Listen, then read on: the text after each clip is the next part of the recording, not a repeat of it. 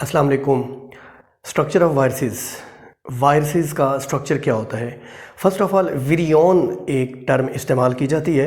Virion एक complete mature infectious virus को कहा जाता है।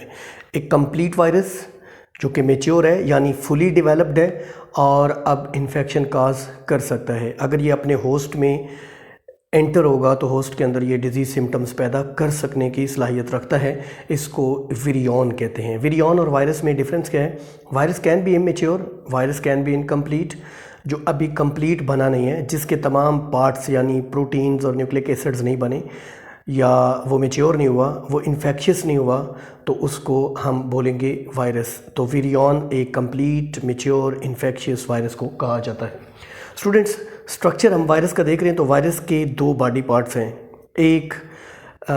एक जीनोम कहलाता है। Genome all the genetic complement in a cell is called genome. एक सेल के अंदर जितना भी जेनेटिक मेकअप है, जेनेटिक कॉम्प्लीमेंट, उसे जीनोम कहते हैं। अब वायरस के अंदर जो जीनोम है इसको core, inner part, central part, internal part भी बोलते हैं। ये न्यूक्लिक एसिड्स होते हैं। ये या तो डीएनए होते हैं या आरएनए होते हैं। आपको मालूम है कुछ वायरसेस आरएनए वायरसेस होते हैं जिनका जीनोम आरएनए का बना होता है। कुछ वायरसेस डीएनए वायरसेस होते हैं जिनका जीनोम डीएनए का बना होता है। बाहर वाली साइड पे कैप्सिड, कैप्सिड कैप से वर्ड निकला है, ये प्रोटीन का बना हुआ है। इसको कोट भी बोलते हैं, प्रोटीन कोट या प्रोटीनेशियस कोट, ये प्रोटीन्स का बना हुआ है। इन दोनों को कलेक्टिवली हम न्यूक्लियो कैप्सिड कह सकते हैं। न्यूक्लियो कैप्सिड यानी एक वायरस न्यूक्लियो कैप्सिड भी कहलवा सकता है, न्यूक्लियो प्रोटीन भी कहलवा सकता है। न्यूक्लियो प्रोटीन्स वायरसेस होते हैं, यानी उनमें दो चीज़ें हैं, दो कंपोनेंट्स हैं। One is nucleic acid, either DNA और आरएनए, और अदर इज़ कैप्सिड और प्रोटीन। ये जो कैप्सिड होता है ना, ये शेप देता है वायरस को। जो कैप्सिड की शेप, जो आउटर पार्ट प्रोटीन्स की शेप होती है, वही वायरस की शेप होती है। ये जो कैप्सिड होते हैं ना प्रोटीन कोट वायरसेस में, ये स्मॉलर सब यूनिट्स के बने होते हैं, रिपीटिंग यूनिट्स के बने होते हैं। ये मोनोमर्स के बने होते हैं जिनको कैप्सोमेयर्स कहते हैं। कैप्सिड बनाने वाले यूनिट्स कैप्सोमेयर्स कहलाते हैं। कैप्सिड की तादाद हर वायरस में स्पेसिफिक होती है। जैसे बड़े जानदारों में number of chromosomes her species का स्पेसिफिक होता है जिसको डिप्लॉयड नंबर कहते हैं, बिल्कुल ऐसे ही वायरसेस में capsomeres which are the capsid making units, they are specific. एक पर्टिकुलर वायरस में कैप्सोमेयर्स की तादाद फिक्स होगी। मिसाल के तौर पे हर्पीज़ वायरस, जो हर्पीज़ सिम्प्लेक्स या हर्पीज़ सिम्प्लेक्स टाइप 2 डिजीज़ काज करता है इंसानों में, इसमें 162 कैप्सोमेयर्स होते हैं। एडिनो वायरस जो कि कॉमन कोल्ड्स, ये सर्दी और फ्लू की बीमारियां काज करते हैं, वायरसेस एडिनो वायरसेस कहलाते हैं, उनमें 252 कैप्सोमेयर्स होते हैं। स्टूडेंट्स आगे बढ़ते हैं। कुछ एनिमल वायरसेस हैं। होस्ट के अतबार से वायरसेस 3 किस्म के हैं। हमने पढ़ा था ये ओब्लिगेट इंट्रासेलुलर पैरासाइट्स होते हैं, ये हमेशा सेल के अंदर और होस्ट की मौजूदगी में होस्ट के अंदर ग्रो कर सकते हैं। ये होस्ट के अतबार से 3 किस्म के हैं, animal viruses, plant viruses and bacterial viruses. Bacterial viruses को बैक्टीरियोफेजेस भी कहा जाता है, फेज वायरसेस भी कहा जाता है, फेजेस भी कहा जाता है।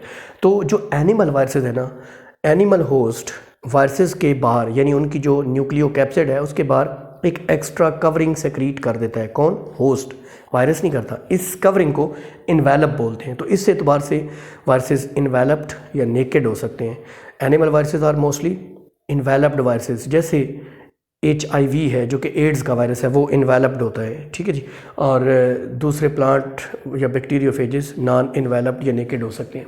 स्टूडेंट्स, शेप्स ऑफ वायरसेस के हवाले से हम बात करेंगे। एनिमल और प्लांट वायरसेस की शेप्स 3 किस्म की हो सकती हैं। ये polyhedron, many sides, many faces, many angles रखने वाले हो सकते हैं, पॉलीहीड्रॉन।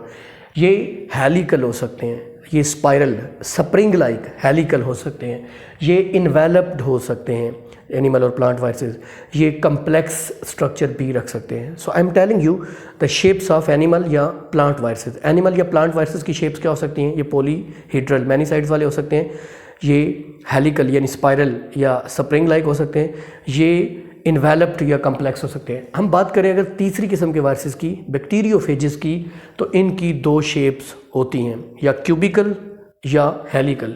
क्यूबिकल 2 तरह के हो सकते हैं, या रेगुलर सॉलिड होते हैं या आइकोसाहेड्रल होते हैं। यानी क्यूबिकल वायरसेस, बैक्टीरियोफेजेस क्यूबिकल हो सकते हैं या हेलिकल। ये जो क्यूबिकल वायरसेस है ना, ये या तो रेगुलर सॉलिड होंगे, सॉलिड कोई इनकी शेप होगी, या फिर आइकोसाहीड्रल। आइकोसाहीड्रल होते हैं जिसके 20 फेसेस होते हैं, एक ऐसी ज्योमेट्रिकल शेप जिसके 20 फेसेस हों उसको आइकोसाहीड्रल, तो ये हो सकते हैं। या फिर ये हेलिकल, हेलिकल मतलब स्पाइरल रॉड शेप्ड हो सकते हैं। स्टूडेंट्स, जो मोस्ट बैक्टीरियोफेजेस है ना, उनमें ये दोनों शेप्स पाई जाती हैं, क्यूबिकल भी हेलिकल भी। कुछ हैं bacteriophages which are either cubical or helical, but most bacteriophages are having these two shapes. उनमें ना असल में दो पार्ट्स होते हैं, एक हेड होता है और एक टेल होती है। हेड क्यूबिकल होता है और टेल हेलिकल होती है। क्यूबिकल हेलिकल दोनों स्ट्रक्चर्स प्रेजेंट होते हैं। आप इस डायग्राम पे फोकस करें अगर, तो ये एक बैक्टीरियोफेज की है, इसका ये हेड कहलाता है और ये नीचे वाला हिस्सा टेल कहलाता है। हेड में दो पार्ट्स हैं, एक कोर या जीनोम या nucleic acid which can be DNA RNA, और एक आउटर रीजन जिसको जो कि प्रोटीन का बना हुआ है जिसे कैप्सिड बोलते हैं, वो प्रेजेंट होता है। ये कैप्सिड हेड है, ये न्यूक्लिक एसिड है। यहाँ पे एक कॉलर प्रेजेंट होता है और ये टेल के ऊपर एक कवरिंग होती है जिसको शीथ बोलते हैं, और ये टेल फाइबर्स होते हैं। ये तादाद में 6 होते हैं, 3 एक साइड पे 3 एक साइड पे, और नीचे एंड प्लेट है जो होस्ट के साथ अटैच होने और होस्ट सेल को पंक्चर करने में हेल्प आउट करती है।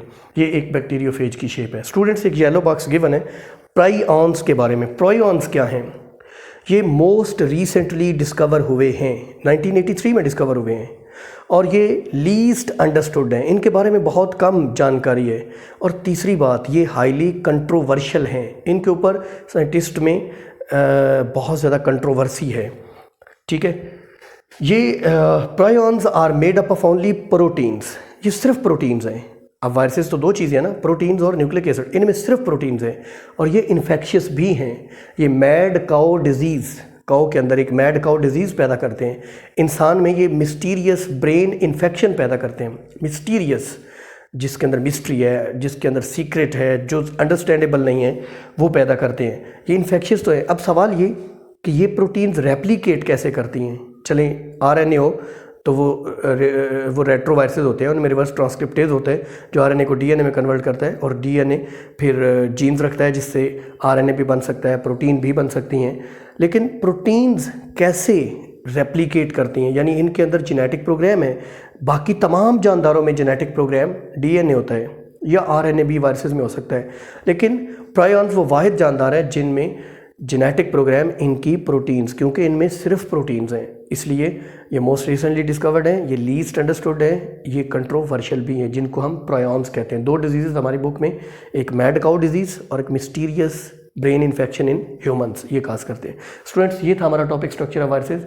हमने विरियन देखा, इनके दो पार्ट्स, एक जीनोम, दूसरा कैप्सिड, कैप्सोमेयर्स की बात की, बताया कि ये हर्पिस वायरस में 162 है, एडिनोवायरस में 252 है। इन्वेलप की बात की, शेप्स की बात की, तो एनिमल और बैक्टीरियल, एनिमल और प्लांट वायरसेस की शेप्स 3 तरह की हैं, पॉलीहेड्रल, हेलिकल, इन्वेलप्ड या कम्प्लेक्स। बैक्टीरियोफेजेस 2 फॉर्म्स में हो सकते हैं, या क्यूबिकल या हेलिकल। क्यूबिकल आइकोसाहेड्रल या रेगुलर सॉलिड हो सकते हैं, helical rod shaped. Most bacteriophages दोनों शेप्स रखते हैं, हेड उनका क्यूबिकल और टेल उनकी हेलिकल होती है। फाइनली हमने प्राइऑन्स के बारे में बात की। This is all about this topic.